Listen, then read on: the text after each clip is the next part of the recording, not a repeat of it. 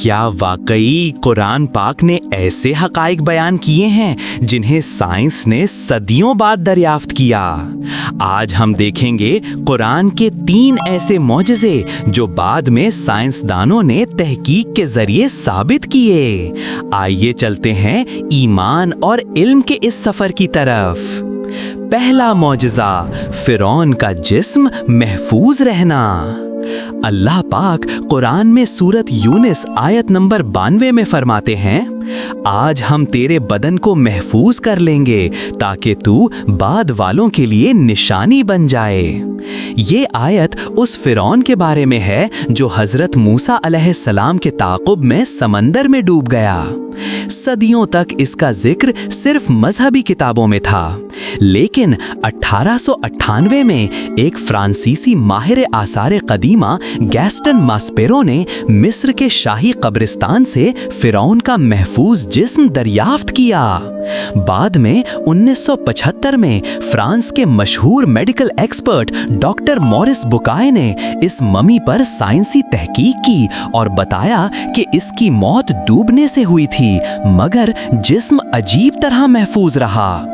ये वही हकीकत है जिसे कुरान ने 1400 साल पहले बयान कर दिया था। Visuals, Pharaoh mummy discovery museum, doctor Bucaille analysis. दूसरा मौजज़ा, समंदरों के बीच रुकावट। अल्लाह पाक कुरान में सूरतुर रहमान आयत नंबर 19 और 20 में फरमाते हैं, उसने 2 समंदर छोड़ दिए हैं जो आपस में मिलते हैं, उनके दरमियान एक हद है जो वो पार नहीं करते।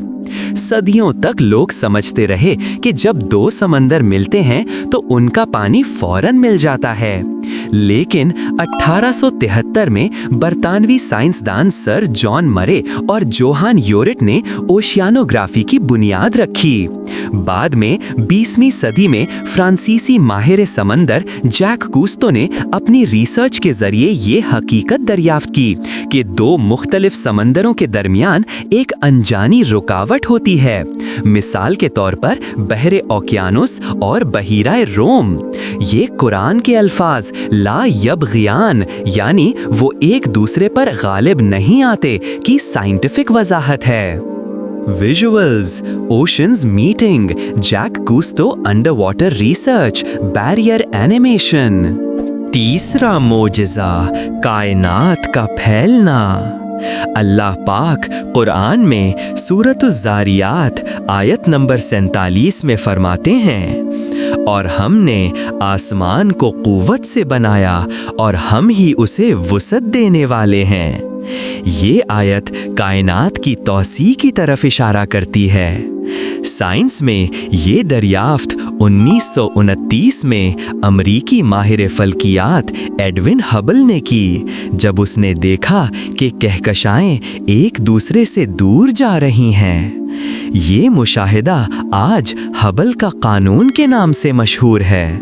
बाद में नासा के हबल टेलीस्कोप और जदीद फल्कियात ने इस बात की तस्दीक की कि कायनात मुसलसल फैल रही है, बिल्कुल कुरान के बयान के मुताबिक।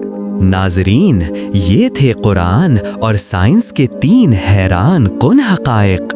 ये सब इस बात की गवाही देते हैं कि कुरान अल्लाह की किताब है, इंसान का कलाम नहीं।